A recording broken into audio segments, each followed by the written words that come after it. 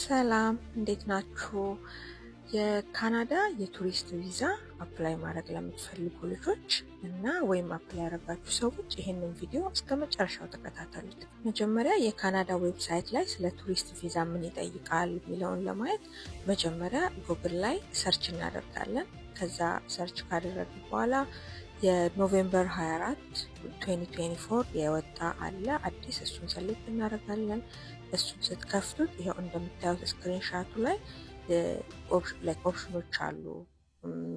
ማን ነው አፕላይ የሚያደርገው፣ እንዴት ነው አፕላይ የምታደርጉት፣ አፕላይ ካደረጋችሁ በኋላ የሚሉ እንዳለ ሙሉ ኢንፎርሜሽን አለላችሁ እዛ ላይ። ምንም አይነት ነገር ከሰው ማወቅ መጠየቅ አያስፈልጋችሁም።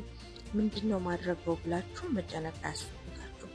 ከዛ እሱን ወርታች እየወረዳችሁ ስትሄዱ እነዚህ ምርጫ ያለ የሚመስሉ ነገሮች እዛ ተቀምጠውላችኋል። እነሱ ምንድን ናቸው? የምን ቪዛ ነው አፕላይ ማድረግ የፈለጋችሁት ነው የሚለው። ቴምፖራሪ ቪዛ ሆኖ የምን ቪዛ ነው? አሁን የመጀመሪያውን ካያችሁት የቪዚተር ቪዛ አለ። ከዛ ደግሞ ቪዚተር ፎር ቢዝነስ አለ። ከዛ ደግሞ ስፖንሰርሺፕ ያለው ሰው አለ። ፋሚሊ ቪዚት አለ።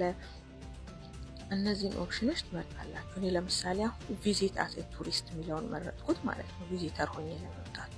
ከዛ እዚህ ጋር ምን ይላችኋል? ጋዘር ዶክመንት ላይ የሚያስፈልጋችሁ ዶክመንቶችን እዚህ ጋር ያስቀምጥላችኋል ማለት ነው፣ ዝርዝሩ። የመጀመሪያው ላይ ግን የሚላችሁ ምንድን ነው? ዶክመንቶቹ እዚህ ጋር የተዘረዘሩት ሁሉ ላያስፈልጉ ይችላሉ። ሁሉንም ማስገባት አይጠበቅባችሁ፣ ወይንም ደግሞ እነሱን ሁሉ አስገባችሁ ማለት ቪዛ ይሰጣችኋል ማለት አይደለም። ስለዚህ ለእናንተ ለአፕሊኬሽናችሁ ሰፖርት የሚያደርጋችሁና ኢሊጂብል ልትሆኑ የምትችሉትን ዶክመንቶች ብቻ አስገቡ።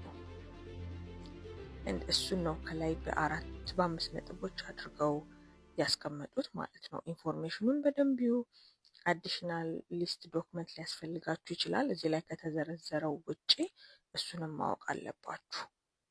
እዚህ ጋር ያለውን ብቻ ካስገባችሁ ይበቃኛል ብላችሁ እንዳታስቡ። እናንተ ራሳችሁን ሰፖርት ያደርገናል ያላችሁትን ሁሉ ማስገባት አለባችሁ።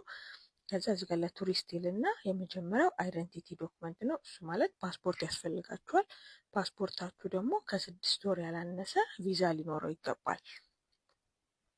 እሱን ነው እዛ ጋር እያለ የመጀመሪያው ኦፕሽን እሱ ነው።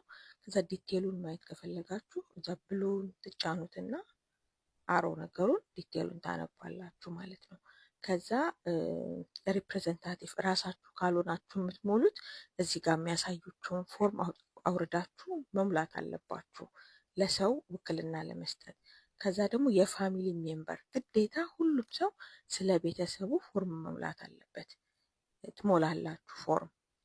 ከዛ እሱን ካረጋችሁ በኋላ ደግሞ ባዮሜትሪ አለ። አሁን እዚህ ጋር ለምሳሌ እኔ ሪኮመንድድ ዶክመንት የሚለው ከፈትኩት። የመጀመሪያው ትራቭል ሂስትሪ ነው።